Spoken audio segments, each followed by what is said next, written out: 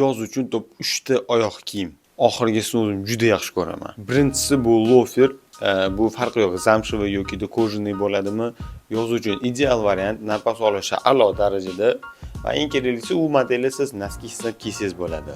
Lyon kostyum bo'ladimi, jeans yoki jinsi polo klassika shimlar bilan ideal ko'rinadi. Maslahat, iloji boricha och ranglarni tanlaganingiz ma'qul. Ulardan bejevoy, och ko'k yoki bo'lishi mumkin jigar rang. Ikkinchisi bo'lsa bu hech qachon zamondan qolmasa kerak bu model, bu oq kedi.